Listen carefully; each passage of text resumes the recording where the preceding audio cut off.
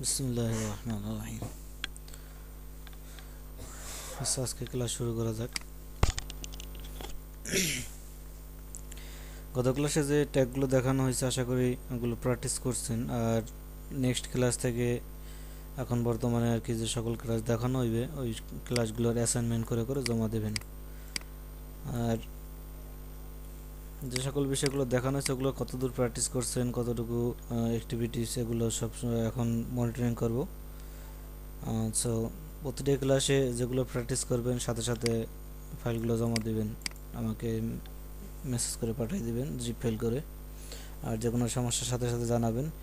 আর tutorial যদি একবার দেখে আবারও যদি আপনার হাতে সময় থাকে সেক্ষেত্রে আরও একবার টিউটোরিয়াল দেখবেন যে কোথাও কোথাও আর কি কোনো মিস গেছে কিনা। দেখা যায় যে প্রথমবার দেখায় অনেক সময় অনেক জিনিস মিস হয়ে যায়, দ্বিতীয়বার দেখলে আবার চলে আসে। এরপরে যেহেতু সপ্তাহে 2টা ক্লাস নেওয়া হইতেছে, আরও আর নতুন নতুন ট্যাগ সম্পর্কে জানবেন। বিশেষ করে W3 স্কুলের যে HTML এর এগুলো দেখা আর কি বলা হয়েছে, এই জিনিসগুলো একটু খেয়াল করবেন, এগুলো দেখার চেষ্টা করবেন। আচ্ছা, এখন তাইলে আমরা কাজ শুরু করি। ক্লাস 3তে index.html ফাইল নিলাম, টেক্সট এডিটরে ওপেন করলাম।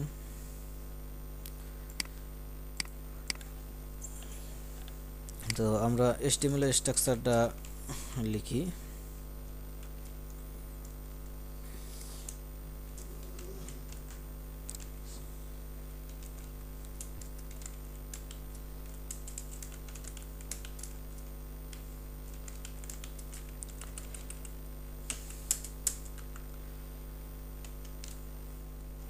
এগুলো নিয়ে আগে কথা হয়েছে, যার কারণে এখন আমি এগুলো নিয়ে আলোচনা করলাম না।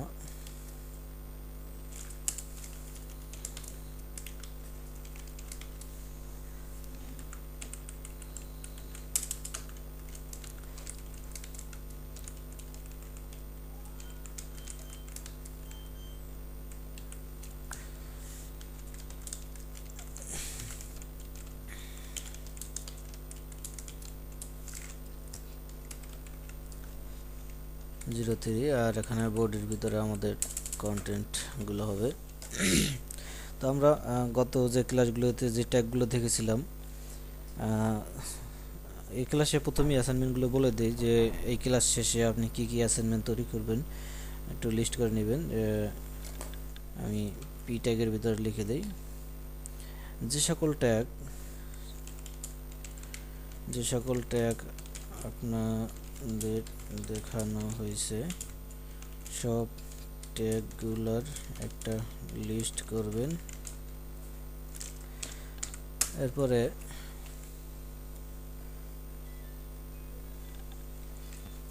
ওই আর যে সকল আরও আপনার HTML যে ট্যাগগুলো আছে, আপনি W3 স্কুলের প্রত্যেকটা স্টেপ বাই স্টেপ কিছু ট্যাগ পাবেন, ওই ট্যাগগুলো লিস্ট করবেন। HTML কিছু 50 থেকে 100 মতো ট্যাগের লিস্ট করবেন। আর এই আর কি টোটাল এই যে দুইটা নাম্বার বলছি, এই দুইটার ভিতরে আপনি কোনটা কোনটা এখন পারেন সেগুলো লিস্ট করবেন। লিখলাম না, আপনি কোন কোন বিষয়গুলো পারেন, মানে আমি যেগুলো দেখাই সেগুলোর ভিতরে আপনি কোনগুলো মনে রাখছেন সেগুলো আপনি আলাদা লিস্ট করবেন। লিস্ট বলতে আপনি নোটপ্যাড প্লাস আর কি এই যে HTML ভিতরেই আপনি পি ট্যাগের ভিতরে লিস্ট করে করে দিবেন। এই যে আমি যদি এটাকে এখন রান করি, দেখেন যে এটাতেই লিস্ট আকারে শো করবে, এরকম লিস্ট করে করে দিবেন। আর যে আপনি 50 থেকে 100টা ট্যাগ লিস্ট করবেন, প্রত্যেকটা ট্যাগ থেকে আপনি নিজে ট্রাই করে দেখবেন যে কি কি বিষয়গুলো আপনি আর কি কোন ট্যাগ ব্যবহার করলে কি হয়, কোন ট্যাগের কাজ কি, এগুলো দেখে দেখে আপনি পাশে এগুলো ডিটেলস লিখবেন। যে যেমন পি দ্বারা প্যারাগ্রাফ শো, পি দ্বারা এই পি এরকম লিখবেন, পি ট্যাগের দ্বারা প্যারাগ্রাফ শো করানো হয়। প্যারাগ্রাফ টেক্সট বা কন্টেন্ট,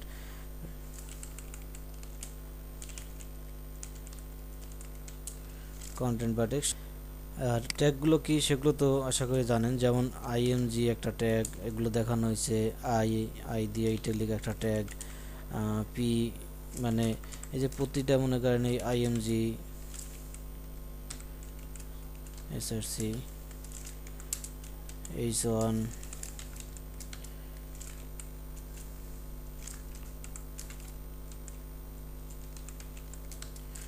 H1, H2, এগুলো একটা ট্যাগ। যেমন আর যেগুলো দেখানো হয়েছে যেমন এ এ একটা ট্যাগ, এরপরে ডিএল দেখানো হয়েছে, ডিএল একটা ট্যাগ।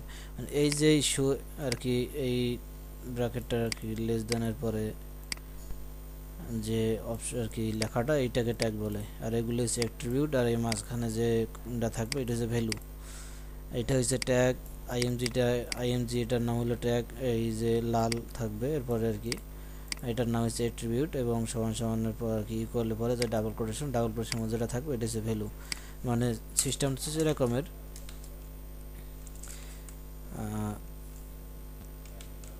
আইএমজি এই ট্যাগ,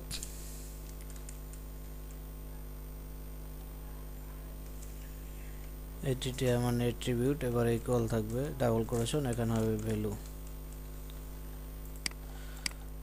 এইটা দেখেন তাহলে এই ডিএল বা H1, আইএমজি, পি, এগুলো হলো ট্যাগ, এইটা হলো অ্যাট্রিবিউট, এবং মাঝখানে ডাবল কোটেশন ভিতরে যেটা থাকে এটার নাম হলো ভ্যালু। তো এরকমের এই যে ট্যাগ ডিএল এরকমের আপনার প্রায় 50 থেকে কমপক্ষে 50 আর উপরে 100 200 যত লিস্ট করতে পারেন, এবং প্রত্যেকটা ট্যাগের কাজ কি এগুলো আপনি আর কি ট্যাগ সিরিয়াল করবেন, এরপরে যেটার কাজ জানেন সেটা আপনি এরকম একটু সমান সমান দিয়ে সেটার ডিটেলস লিখবেন, এই যে দেখা দিলাম এরকমের। আর আপনার যেটা কাজ জানেন না সেটা আর কি সেটা সমান সমান দিয়ে খালি রাখলেও চলবে। আর এর ভিতরে ওই লিস্টের ভিতরে থেকে আর কি যেটার আপনি কাজ জানেন না আর কি বুঝতে পারেন না, এবং ওইটা যদি আমাদের বেশি জরুরি দরকার হয় সেক্ষেত্রে আমি এটা দেখাই দেব। আর এরকমই তাহলে লিস্ট করেন। অ্যাসাইনমেন্ট আগে দিয়ে দিলাম, এই ক্লাস শেষে আপনি অ্যাসাইনমেন্টগুলো তৈরি করবেন। এরপরে গত ক্লাসগুলোতে যা দেখানো হয়েছে এর ভিতরে তো আশা করি প্র্যাকটিস করছেন। আইএমজি ট্যাগের আমি আর একটু দেখাই যে আইএমজি ট্যাগের জন্য যদি আমি কোনো একটা ইমেজ নেই,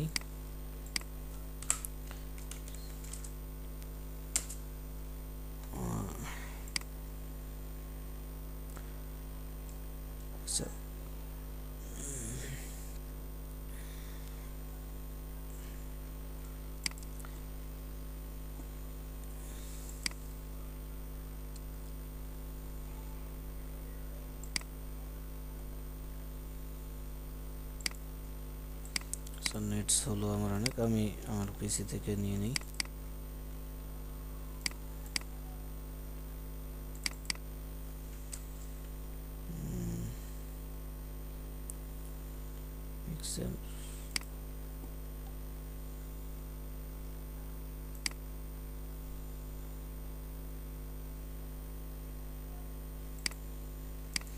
এসে ইমেজটাকে নিয়ে নিই।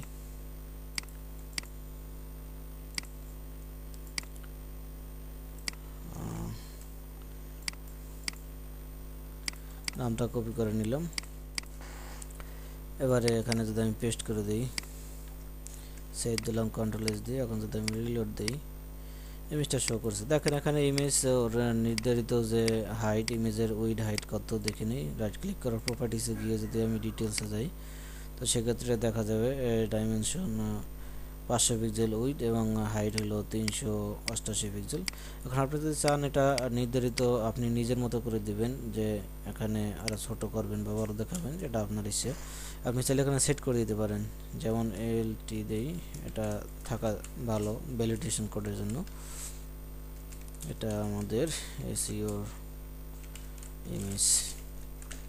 এখানে হাইট দেই, হাইট এখানে ইমেজে দেখলাম 500 পিক্সেল, তো আমি এখানে 300 পিক্সেল দিয়ে দিই, আমাদের এই ইমেজটা 300 পিক্সেল হাইটে শো করবে। আর উইডথ দিই, আমাদের এই যে দেখেন উইড লিখছি, উইড লেখার পরে যদি এখানে দেখেন এখন লিখলে কাজ করতো না, কারণ কি এখানে আমার স্পেলিং ভুল হয়েছে। এটা কিভাবে বুঝলাম, যে দেখেন এমনিতে বানান দিকে চাওয়ার আগে আমি যখন দেখলাম যে এটা লাল হয়নি, তার মানে এখানে ভুল আছে। তো আপনারা হয়তো বা টাইপ করতে গিয়ে দেখবেন যে আমি লিখলাম কিন্তু কাজ করে না, অবশ্যই বানানগুলো খেয়াল রাখবেন। উইড উইড আমি 320 দিয়ে দিলাম, যেহেতু এটা HTML। এখানে PX দিতে পারেন অথবা PX ছাড়াও ব্যবহার করা যাবে, সমস্যা নেই। CSS এ আমরা এখন আসিনি, তাই CSS নিয়ে আলোচনা করলাম না। এখন আমি যদি এখানে রিলোড দেই, দেখেন যে এখানে একদম সেম মাপে আসতেছে। আমি যদি চাই যে হাইট 420 শো করবে, ইমেজ খেয়াল রাখবেন যাতে আপনার ইমেজের থেকে বড় ছোটো না হয়ে যায়। মানে আপনার ইমেজের উইড আছে, মনে করেন হাইট আছে 200 পিক্সেল, আপনি দিলেন 400 পিক্সেল, সেক্ষেত্রে ইমেজটা 400 পিক্সেলই লম্বা হয়ে শো করবে, কিন্তু রেজলিউশন ফেটে যাবে। আর এখানে দেখেন যে নির্ধারিত সঠিক না দিলে, যে এখন ইমেজটা লম্বা দেখাচ্ছে, এখানে লম্বা দেখাচ্ছে, তো আমি উইড হাইট সমান দিয়ে দিই।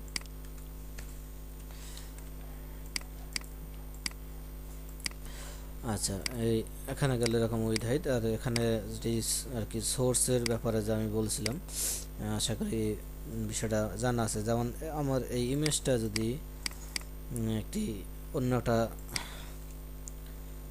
IMG নামে একটা ফোল্ডারের ভিতরে আমি এই ইমেজটা রেখে দিলাম, এখন যে এটা আসবে না এটা আসলে আশা করি জানেন, গত ক্লাসে দেখানো হয়েছে যে এটা আমাদের SCMS মানে ALT অল্টারনেটিভ টেক্সট, এই টেক্সটটা শো করতেছে কারণ আমাদের ইমেজটা এই লোকেশনে নাই। ইমেজটা শো করার জন্য কি করতে হবে এটা বলেছিলাম, তারপর একটু বলে দিই যে আমাদের এই index.html ফাইল যেখানে আছে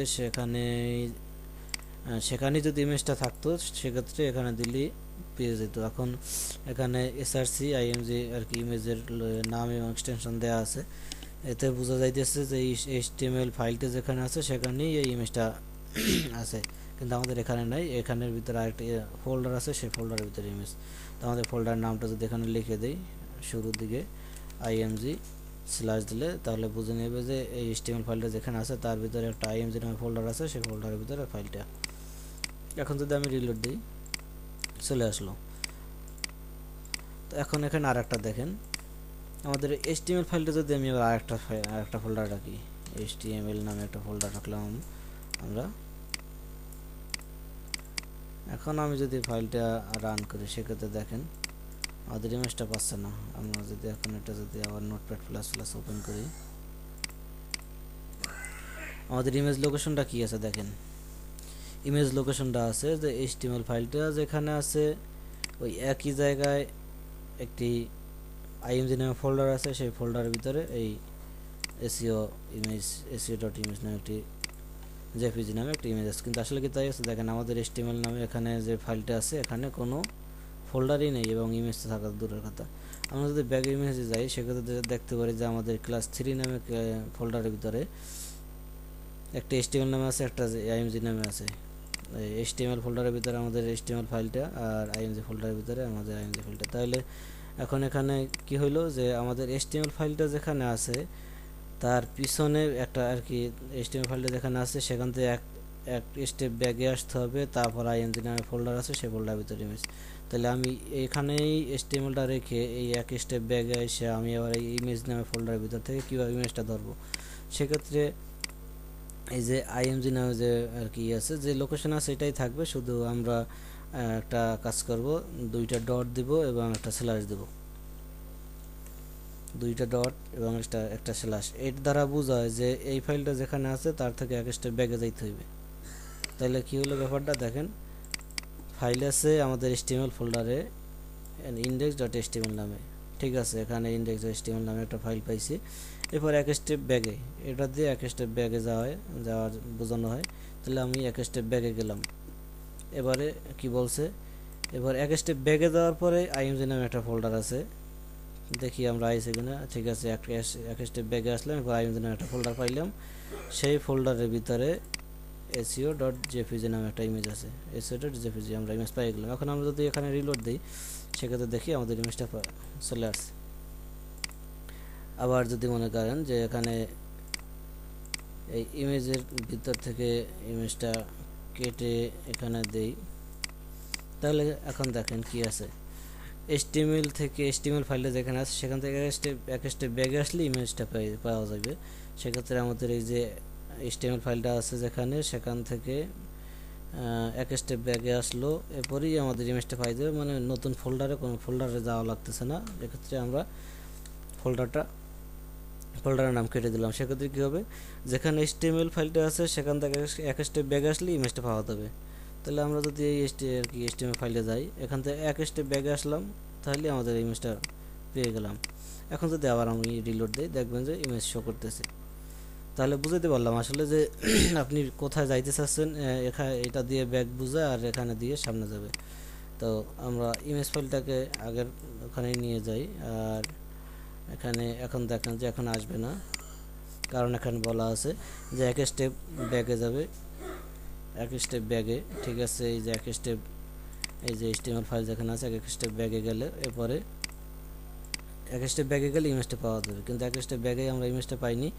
আমাদের আবার ইমেজ ফোল্ডার ঢুকতে হবে, তারপর ইমেজটা পাওয়া যাবে। এজন্য আমরা এখানে আবার মাঝখানে IMG ফোল্ডারের নামটা আর কি দিয়ে দিলাম। এখন রিলোড দিলে চলে আসবে। আশা করি বুঝতে পারছেন যে ডাবল ডট এবং স্ল্যাশ দিয়ে ব্যাগে যাওয়া হয়, এরপরে এগুলো দিয়ে আবার সামনে যাওয়া হয়। আচ্ছা, তাহলে আমাদের ইমেজের এই আর কি, এটা ইমেজের ক্ষেত্রে না, এটা আপনি আরও বিভিন্ন কাজের ক্ষেত্রে আসবে না, সামনে কাজ করতে গেলে আমরা দেখতে পারবো। আচ্ছা, ইমেজটা থাক এখানে। এখন আমরা যদি আরেকটা দেখি যে যে ছোট ছোট কিছু আমরা ট্যাগ দেখছিলাম, যেমন H1 এরকম কিছু ট্যাগ দেখছিলাম। এরকম আরেকটা ট্যাগ আছে আমাদের HTML আরেকটা ট্যাগ আছে ইউ নামে। এখানে যদি এটা ইউ ট্যাগ, ইউ ক্লোজ করলাম। এখন যদি আমি এটা রিলোড দিই, এটা দ্বারা হচ্ছে আন্ডারলাইন বোঝায়। আমি এখানে একটা ব্রেক দিই, কারণ কি দেখেন যে এখানে আমাদের টেক্সট এখানে আসছে, এরপরেই আমাদের ইমেজটা শো করছে। আর ব্রেক দিলে সেক্ষেত্রে কী হবে, যে এটা এরকম একটা লাইন শো করবে, ইমেজটা নিচে শো করবে, মানে সাইডে আর জায়গা থাকলেও ইমেজটা কাছে আসতে দেবে না। আমি একটা রিলোড দিই, যে ইমেজটা নিচে চলে আসছে। দেখেন ইউ দ্বারা আন্ডারলাইন বোঝায় যে ইউ ট্যাগের ভিতরে যে লেখাটুকু থাকবে, যে কন্টেন্টটুকু থাকবে, সেই লেখার নিচে একটা দাগ আসবে, আন্ডারলাইন আসবে। আর একটা ট্যাগ আছে। আচ্ছা, এরপরে আমরা যদি আর একটা ট্যাগ দেখি, নাম হইল ABBR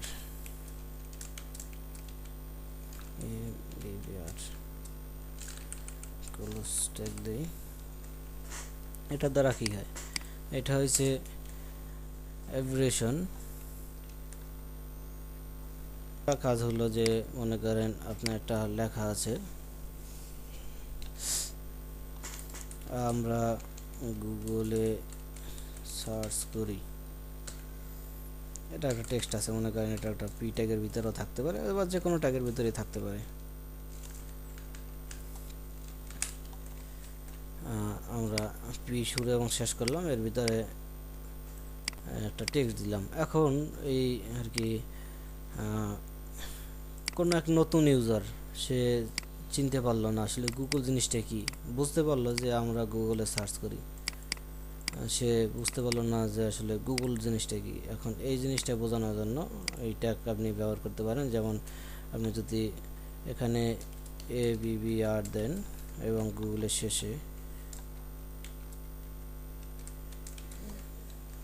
এখন যদি এখানে আমি রিলোড দেই, দেখেন কোনো পরিবর্তন আছে কিনা, কোনো পরিবর্তন নেই। তাহলে ইউজার কেমন করে বুঝলো? হ্যাঁ, এখানে আরেকটা অ্যাট্রিবিউট বাকি আছে, এই ABBR এর পরে টাইটেল দেওয়া জরুরি আর কি, টাইটেল দেওয়া মাস্ট লাগবে। এখানে যদি আমি একটা টাইটেল দেই, এখন এখানে যদি আমরা দেই গুগল হলো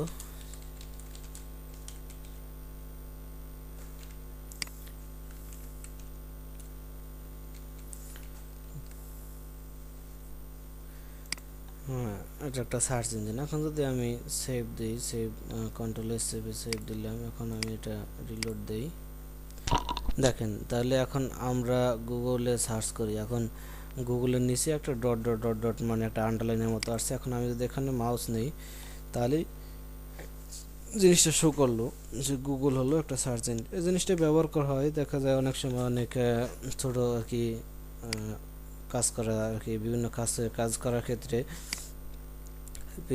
ছোটোখাটো জিনিস আছে যে জিনিসগুলো ইউজাররা আসিয়া বুঝবে না, কিন্তু সেই আর কি মিনিংটা যদি আপনি লিখে দেন, সে দেখা যায় যে বিশাল বড় লাইন হয়ে যাবে বা বিশাল বড় একটা প্যারাগ্রাফ হয়ে যাবে, এটা আর কি জায়গা দখল করবে অনেক। তো সেক্ষেত্রে আপনি চাইলে এই ট্যাগটা ব্যবহার করে এখানে টাইটেল মিনিংটা লিখে দিতে পারেন, সেক্ষেত্রে জায়গা কম খরচ হলো।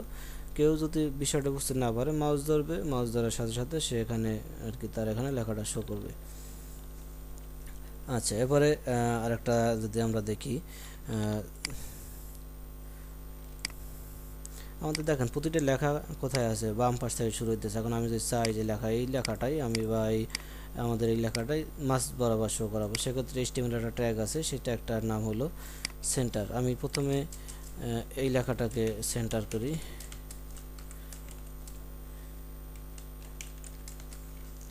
এখন যদি আমি রিলোড দেই, দেখেন লেখাটা মাঝ বরাবর চলে আসছে। সেন্টার শুরু এবং শেষ করার পরে মাঝখানে যে টেক্সটটা থাকবে সেই টেক্সটটা সেন্টার হয়। আর এখানে আমরা এখন এই লেখাটাকে যদি সেন্টার করা যায়, সেক্ষেত্রে এই যে পি ট্যাগের আগে পরে আমরা দিয়ে দিই সেন্টার ট্যাগটা, শেষে গিয়ে আবার সেন্টারটা ক্লোজ করে দিই।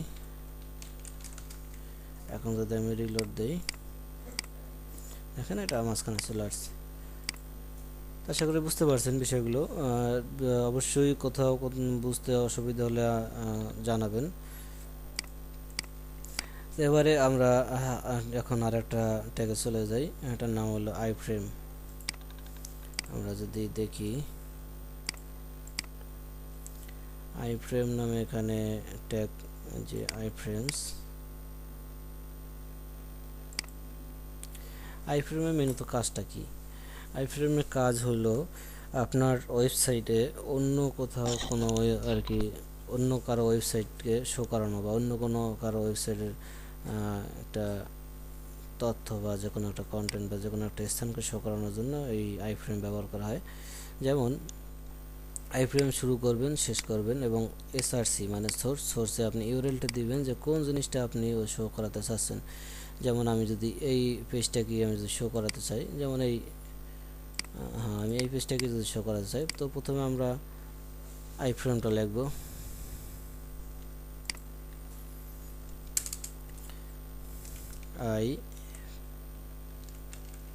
আইফ্রেম, এখন শেষ করে দেই।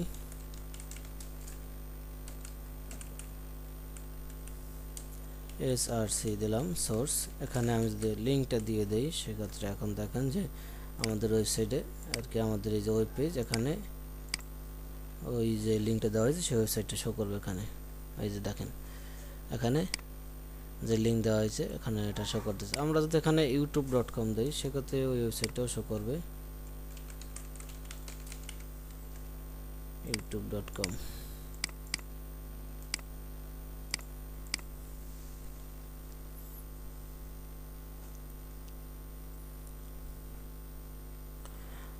এখানে ইউটিউব এখনও আসে নাই, কারণ ব্রাউজারের ক্যাশ থেকে এটা নিতেছে একবারে আর কি, একবার এখানে শো করছে। তো এক্ষেত্রে আমি সম্ভবত প্রথম ক্লাসে বলেছিলাম হার্ড রিসেট আর কি ক্যাশ ক্লিন করে ব্রাউজার নতুনভাবে ডাটা নিয়ে আসবে। এজন্য Ctrl+Shift+R প্রেস করতে হবে। কন্ট্রোল চেপে ধরবেন, শিফট চেপে ধরবেন, এরপরে আর একবার প্রেস করবেন, তাহলে ওর নতুন ডাটা নিয়ে আসবে আর কি। বর্তমানে যে আপডেট দেওয়া হয়েছে, আমরা আপডেট দিয়েছিলাম ইউটিউবকে।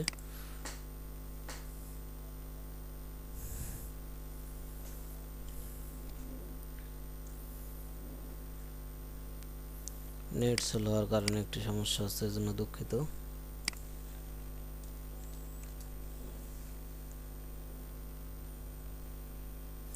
আচ্ছা, আমরা যদি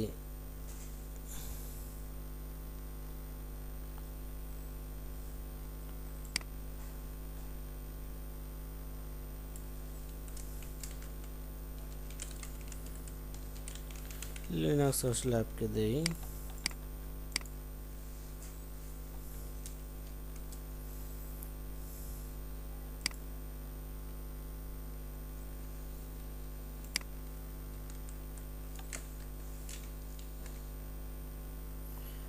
সরি, দেখেন এখানে একটা ভুল আছে যার কারণে আমাদের এখানে আসতেছে না।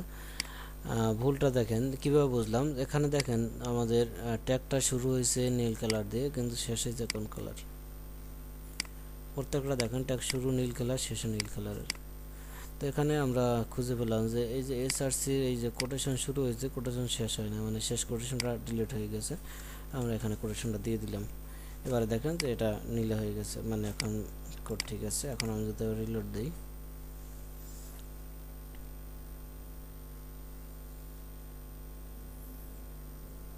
এই যে লিনাক্স চলে আসছে। এখানে আরও এই যে উইথ হাইটের যে বিষয়টা আমি দেখাচ্ছিলাম, এই জিনিসটা আপনি এখানেও চাইলে ব্যবহার করতে পারবেন।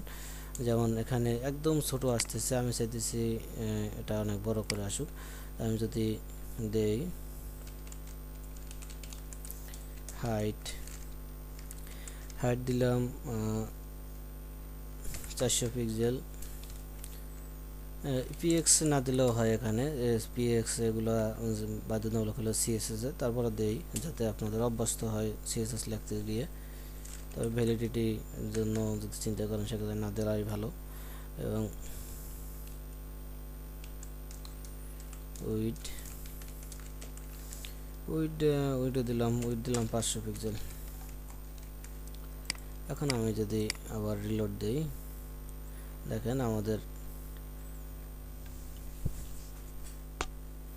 এটা এখন বড় আকার আসতেছে। আচ্ছা, এখন এটাকে যদি আমি সেন্টারে শো করাতে চাই তাহলে কি সেন্টার ট্যাগ দিলে আসবে?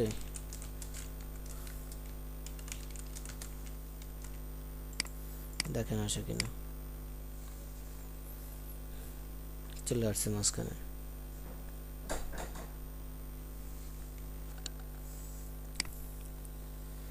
আচ্ছা, এরকম আপনি যা চান এরকম শো করাতে পারবেন। এখন আমি যদি চাই একটা ভিডিও শো করাতে, দেখেন ইউটিউবের ভিডিও যদি আপনি চান শো করাতে পারবেন। আমি একটা ইউটিউবের ভিডিওতে যাই।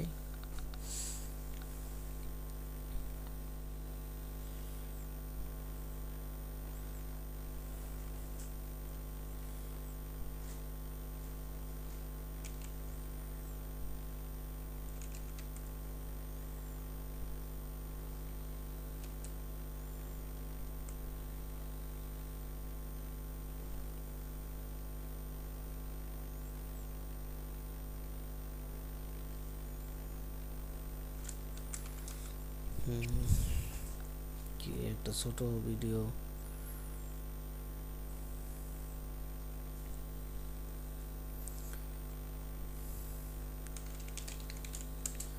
আচ্ছা, আমাদের একটা ভিডিও শো করাই।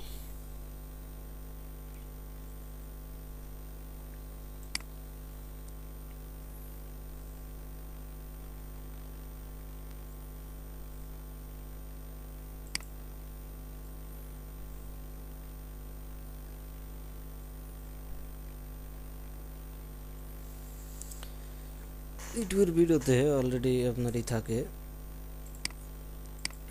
দেখেন এখানে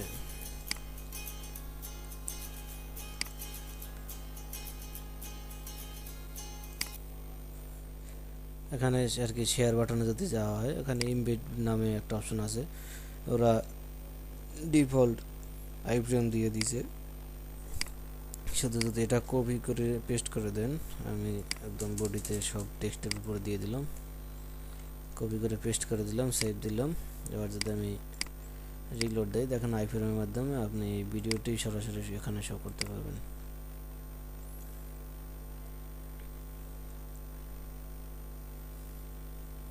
আমি এই আইফ্রেমটা কেটে দিই, কারণ এগুলো লোড নিতে অনেক সময় নেয়। কারণ যে কটা আইফ্রেমই করবেন কটাই ডাটা শো করাবে ওখানে।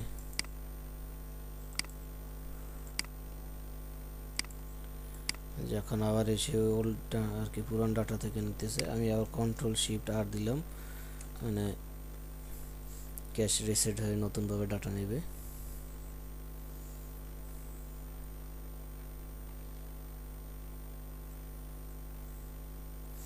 যে এখানে দেখেন ভিডিওটা চলে আসছে, আপনি এখান থেকে চাইলে চালাতে পারবেন, করতে পারবেন।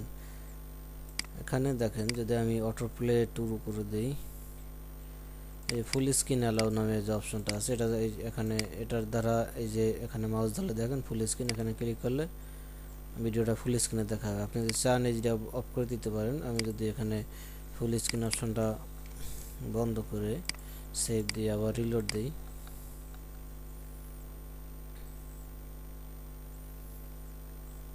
ফেলে দিলাম যে আবার আর কি ক্যাশ কুকি আর কি ব্রাউজারে ক্যাশ কুকি ধরে নেয়।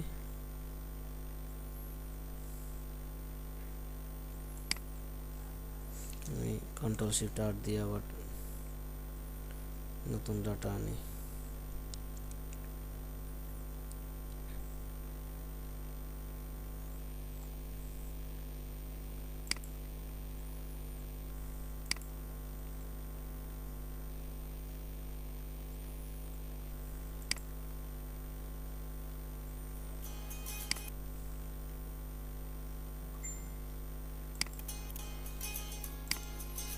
এই যে ফুল স্ক্রিন এখন অপশনটা কাজ করে না, দেখেন ফুল স্ক্রিন ইজ আনঅ্যাভেলেবল, কারণ এখান থেকে আমি কেটে দিছি। আর ফ্রেম বর্ডার বলতে এখানে যে বর্ডার আসবে, আপনি যদি এখানে 1 পিক্সেল দিয়ে দেন, মানে 1 দিয়ে দিলাম, এতে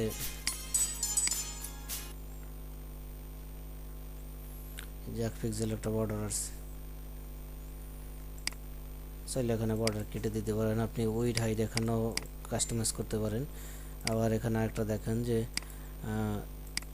ভিডিও আর কি ইউটিউবের ইমবেড কোড আর কি ইমবেড নামে এখানে অপশন, আর এই যে একটা কোড এইটা হচ্ছে ইউনিক আইডি, প্রতিটা ভিডিওর আর কিছু এই এদিক থেকে সব এক থাকবে, শুধু এই কোডটা ভিন্ন হয়।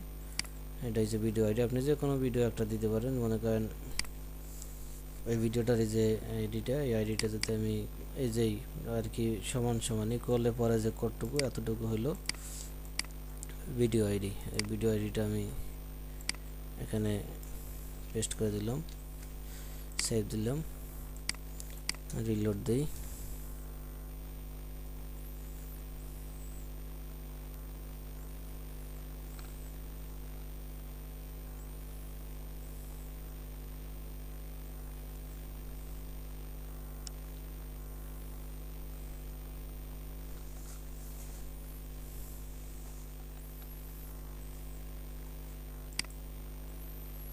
থেকে ভিডিও লোড নিতে, সেটা আমি কেটে দিই। দেখেন ভিডিও অন্য ভিডিওটা চলে আসছে। এরকম আপনি চাইলে যে কোনো ভিডিওই আপনি এরকমের এমবেড করতে পারবেন ইউটিউব থেকে। আপনার নিজে যদি কোড মনে না থাকে তো সেক্ষেত্রেও আপনি ইউটিউব ভিডিও যদি চান এই শেয়ারে যাবেন, শেয়ারে গেলে এখানে এমবেড নামে অপশন পাবেন। আসক লোডিং চলতেছে।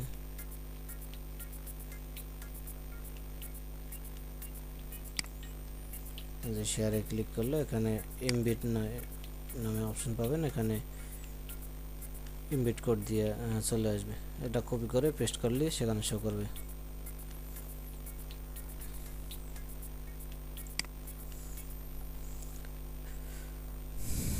আচ্ছা, আইফ্রেমের বিষয়টা এখানেই মোটামুটি থাক।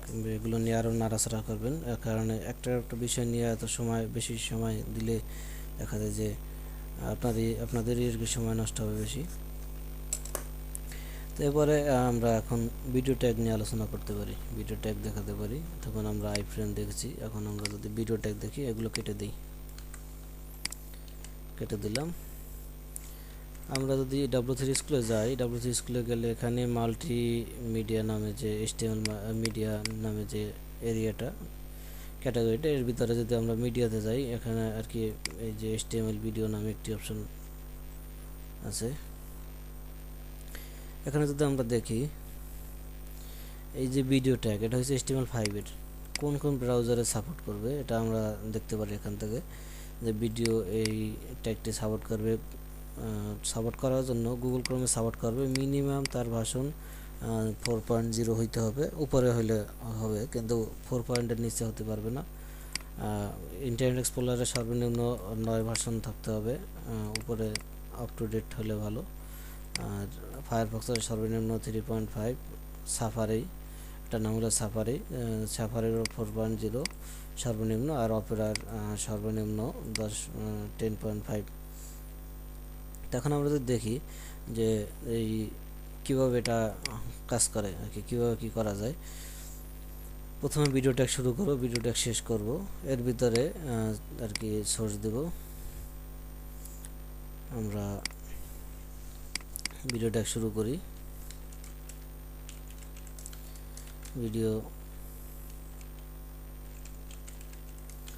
ভিডিও শুরু এবং শেষ। এখন এখানে আমরা অন্যান্য জিনিসগুলো কি করেছি, এখানেই সোর্স দিছি, মানে ইমেজের ক্ষেত্রে বা এর ক্ষেত্রে আইফ্রেমের ক্ষেত্রে আমরা মেইন ট্যাগই সোর্স দিয়েছি, কিন্তু ভিডিওর বেলায় একটু ভিন্নতা।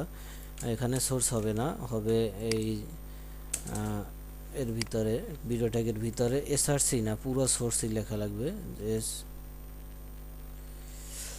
এখানে আর কি পুরো সোর্সটাই লিখতে হবে।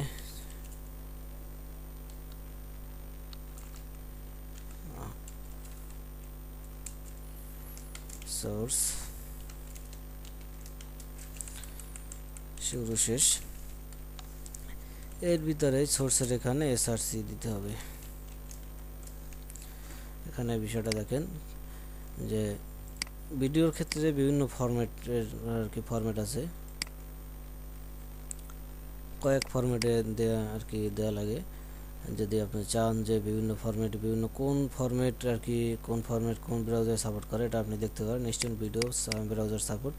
আর যদি আপনি MP4 ভিডিও দেন সেক্ষেত্রে MP4 video internet explorer support করে, গুগল ক্রোম সাপোর্ট করে, ফায়ারফক্সও সাপোর্ট করে, সাফারিতেও সাপোর্ট করে, অপেরাও সাপোর্ট করে। বাহ, ভালোই তো। আগে আর কি সাফারিতে সাপোর্ট করতো না, ইন্টারনেট এক্সপ্লোরার সাপোর্ট করতো না। আর যদি আপনি ওয়েব ফরম্যাট দেন তাহলে ইন্টারনেট এক্সপ্লোরার সাপোর্ট করবে না, গুগল ক্রোমে করবে, ফায়ারফক্সে করবে, সাফারিতে করবে না, অপেরায় করবে। OGG ফরম্যাট দিলে তো এতগুলো আপনি চালিয়ে দিতে পারেন। তো আমি MP4 ফরম্যাট দিই, যেহেতু একটা ফরম্যাটে আর কি একটা ফরম্যাট যেহেতু সকল ব্রাউজার সাপোর্ট করবে, তো আমি একটা MP4 ভিডিও দেই। আচ্ছা, এখানেই মনে হয় ছোটো ভিডিও আছে, আমি এই ভিডিওকে ডাউনলোড করে নিই। সেভ ভিডিও, ওইটাকে ডাউনলোড করে নিই।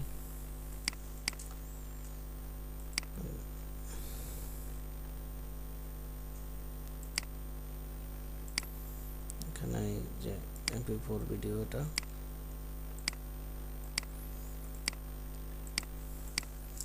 একটা SRC নামে ফোল্ডার করি, Ctrl+Shift+C ধরে যদি এনে প্রেস করেন সেক্ষেত্রে নতুন ফোল্ডার ক্রিয়েট হয়ে যায়। শর্টকাট আমরা শর্টকাট ব্যবহার করতে করতে অভ্যস্ত, যার কারণে হয়তো বা দেখতে পারেন হুটহাট কথাতেই কি হয়ে গেল, আমি কি করলাম বুঝতে পারেন না, এই জন্য বলে দিলাম। তো আমরা ভিডিওটা পেয়ে গেলাম। এখন যদি আমরা এখানে সোর্সে দেই যে আমাদের HTML ফাইল আর কি এই ইমেজ যেভাবে কল করেছিলাম ঠিক একইভাবে এখানে কল করতে হবে। আমাদের ভিডিওটার নামটা একটু দেখে আসি, নামটা কপি করে নেই,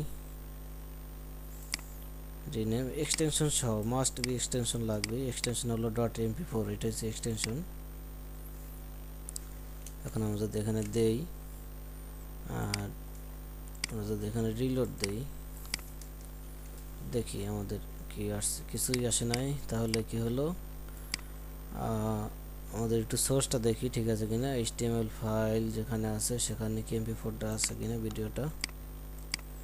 ও HTML ফাইলটা আছে HTML এর ফোল্ডারের ভিতরে, তার মানে এক স্টেপ ব্যাগে আসতে হবে। এক স্টেপ ব্যাগে আসলাম, এখনো আসে না, তার মানে এক স্টেপ ব্যাগে আসা এক স্টেপ ব্যাগে আসার পরে আবার SRC নামে ফোল্ডারে দিতে হবে। SRC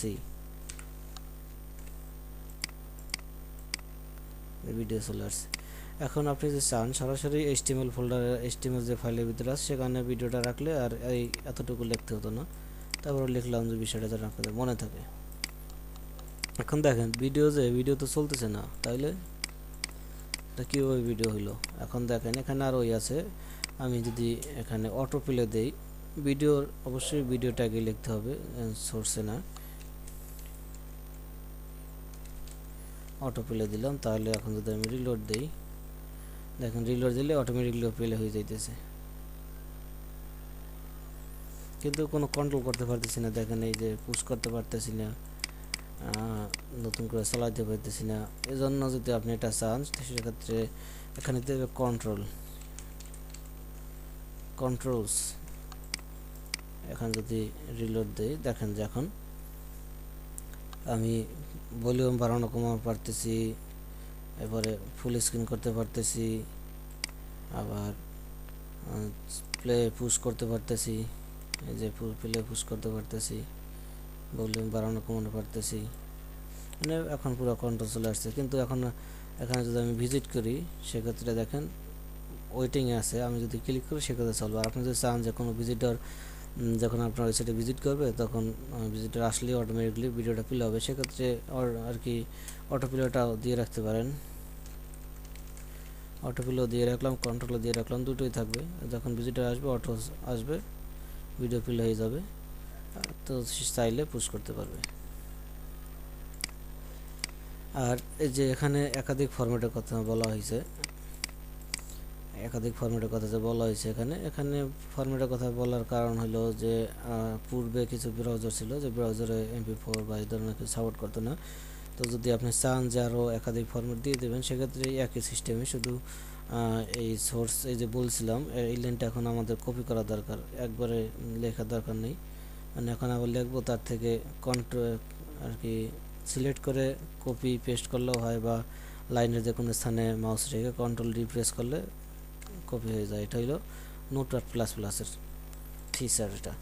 এখন আপনি এখানে আপনার ভিডিও সেই যে অ্যানাদার আর কি যে অন্য ফরম্যাটের যে একই ভিডিও আছে সেই ভিডিওটা দিতে পারেন। এক্ষেত্রে ব্রাউজারে আর কি যখন ভিজিটর ভিজিট করবে তখন ব্রাউজারে আর কি ও অটোমেটিকলি ধরে নেবে যে অন্য কোন ব্রাউজার, সেই ব্রাউজারে যে ফরম্যাট সাপোর্ট করবে সেই ফরম্যাটটাই শুধু শো করবে। আবার মনে করেন না যে দুইটা দেশে এই জন্য দুইবার শো করবে, ওখানে দুই এই করবে। এখানে আপনি অন্য ফরম্যাটে দেবেন তাহলে আর দুইবার শো করবে না, ওই ব্রাউজারে যে ফরম্যাটটা সাপোর্ট করবে শুধু সেই ভিডিওটাই শো হয়ে প্লে হয়ে যাবে। আচ্ছা, এবারে আমরা ভিডিও, এবারে আমরা যদি অডিওতে আসি,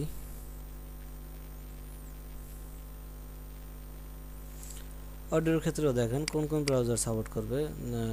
গুগল ক্রোম সর্বনিম্ন 4 ভার্সন হইতে হবে, ইন্টারনেট এক্সপ্লোরার সর্বনিম্ন 9 ভার্সন হইতে হবে, ফায়ারফক্সের সর্বনিম্ন 3.5 ভার্সন হতে হবে, সাভারের সর্বনিম্ন 4.0 হতে হবে, এবং অপেরা হলো 10.5।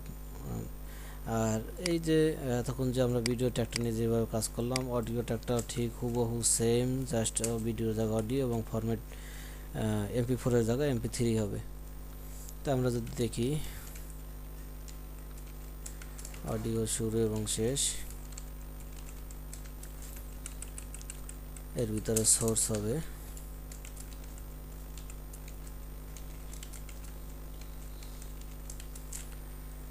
এখানে SRC, এখানে একটা অডিওর লিঙ্ক হবে। তো আমরা যদি অডিও লিঙ্ক অডিও দেখি এখানে আছে কিনা, আমরা সেই ডেমো অডিওটি দ্বারা ডাউনলোড করে নিই।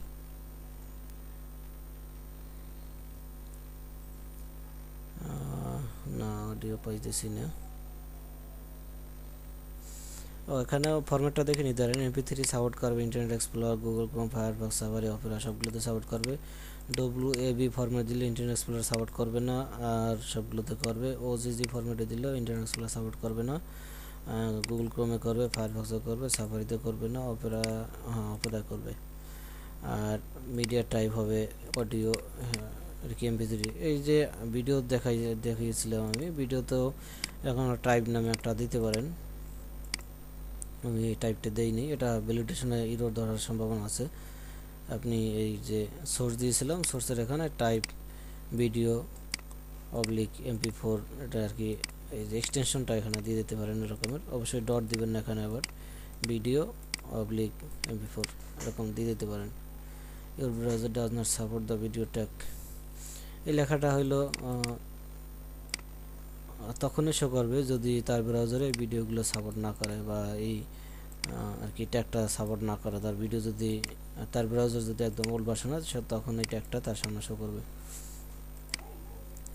তো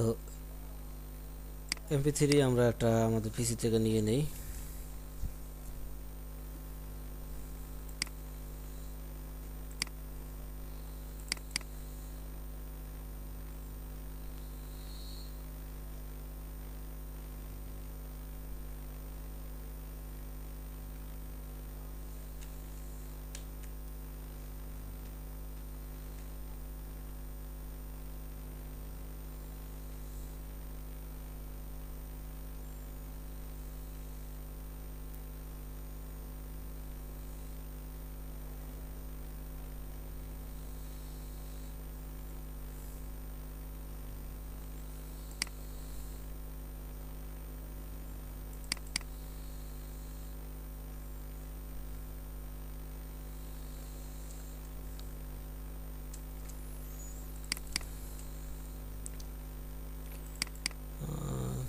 গজল ছিল তো, এই গজলটা কি নেই আমরা এসআরসিতে। এখানে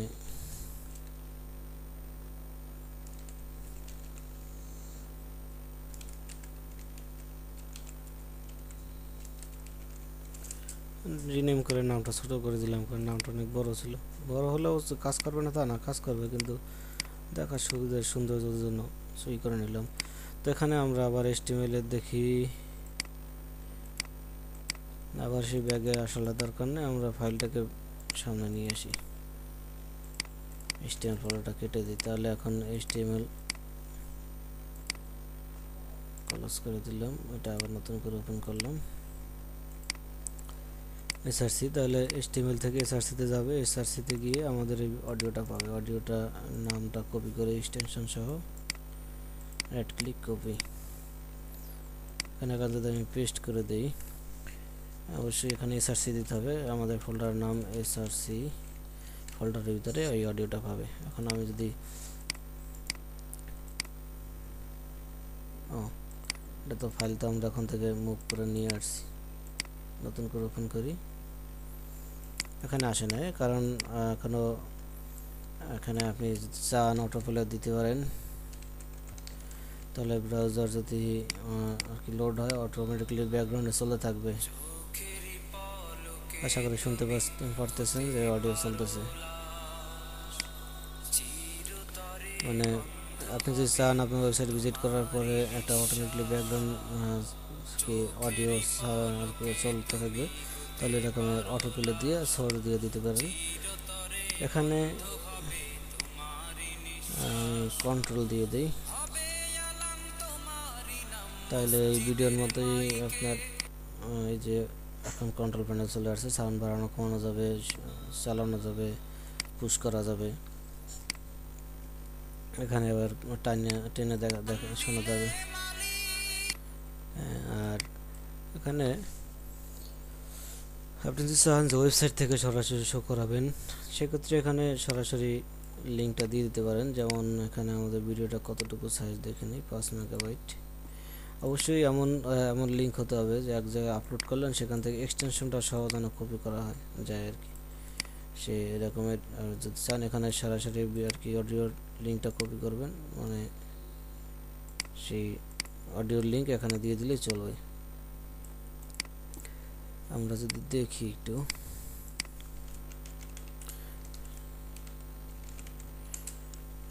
দেখি যে লিঙ্ক পাই কিনা, তাহলে দেখাই দিই।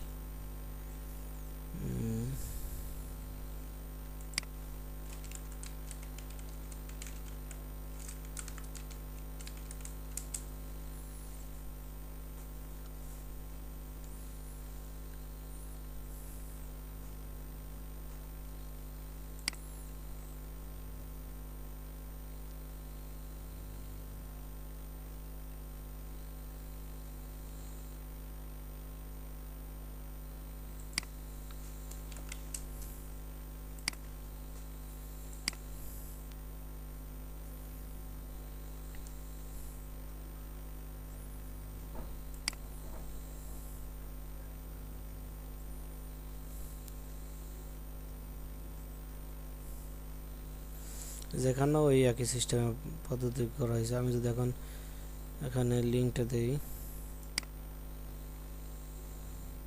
কপি অডিও লোকেশন, এখানে লিঙ্ক লোকেশনও থাকতে পারে। এখানে এটা হচ্ছে ডাউনলোড লিঙ্ক, চাইলে এখানে ক্লিক করে ডাউনলোড করা যাবে। আমি যদি এখানে লিঙ্কটা আছে, এটা থাকুক, আমি আর একটা ট্যাগ তৈরি করে, আসে নাই, আমি এখান থেকে লিঙ্কটা কপি করে নিই।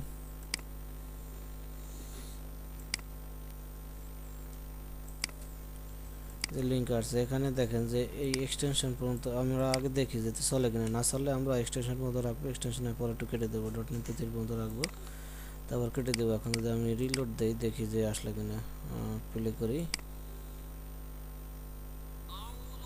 হ্যাঁ চলে আসছে। শুনি সূরা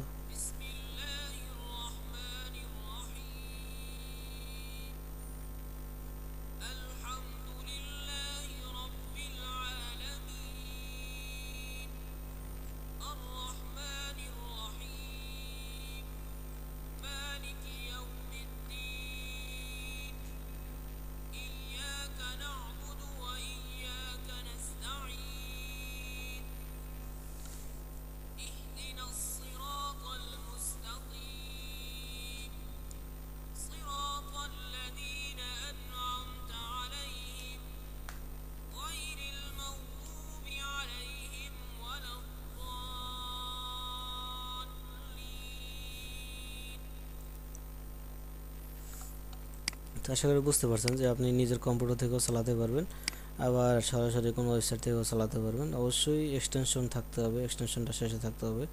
এখানে যদিও এক্সটেনশনের পরে কিছু এক্সট্রা লেখা আছে, যদি এখানে এরকম না চলতো তাহলে আমরা এক্সটেনশন সহ আর কি এই এক্সটেনশন পর্যন্ত রেখে একটু ট্রাই করতাম যে হয় কিনা।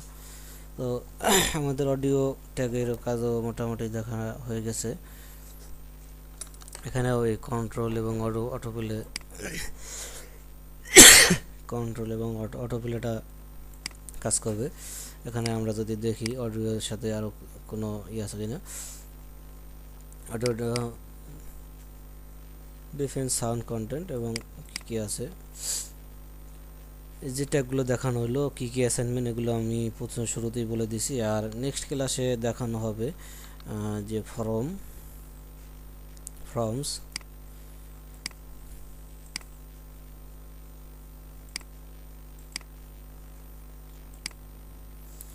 ফর্ম দেখানো হবে, আর ইনপুট টাইপ দেখানো হবে, ইনপুট টাইপ,